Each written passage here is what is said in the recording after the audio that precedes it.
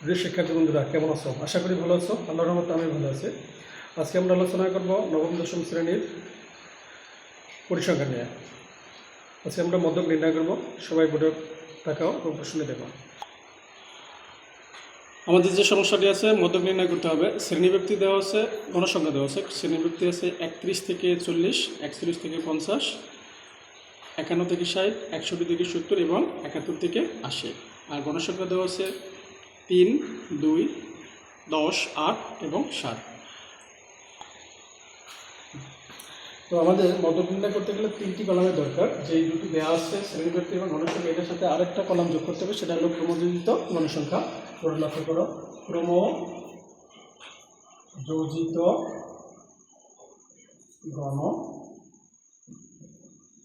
গণসংখ্যা।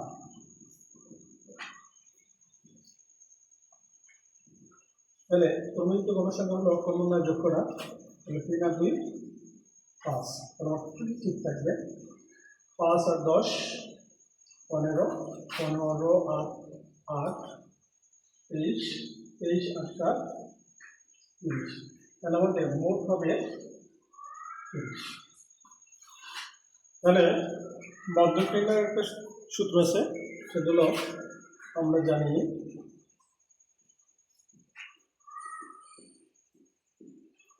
মধ্যক ইকুয়াল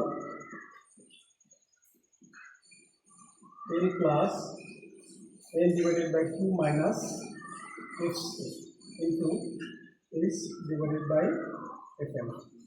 আমরা যে মানগুলো আছে এই প্রতীকের মানগুলো বের করে নেই। h n n fc এবং fm। এখানে শ্রেণীব্যক্তি হলো 31 থেকে 40, 10। আর সবচেয়ে বেশি গণসংখ্যা আছে আমার 10 আছে 51 থেকে 60, 51 থেকে 60 শ্রেণীর নিম্নসীমা 51। আর গণসংখ্যা দেওয়ার সমষ্টি দেওয়া আছে আমার 30। আর সবচেয়ে বড় গণসংখ্যা যেটা, সেটা হলো fm এর মান 10। fc হলো মধ্যক শ্রেণীর আগের শ্রেণীর ক্রমযোজিত গণসংখ্যা ছিল 5।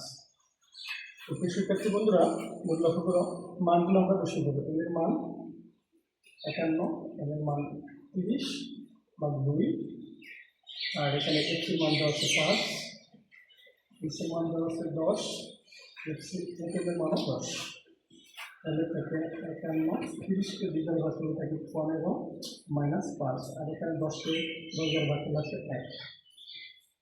তাহলে আমার থাকে এখানে 10। তাহলে 51 আর 10 61। সুতরাং নির্ণেয় মধ্যক 61। শিক্ষার্থী বন্ধুরা, আমরা আরেকবার রিভিশন করি। দেখো, আমার শ্রেণীবৃত্তি দেওয়া ছিল 31 থেকে 40 3, 41 থেকে 50 2, 51 থেকে 60 10, 61 থেকে 70 8 এবং 71 থেকে 80 7।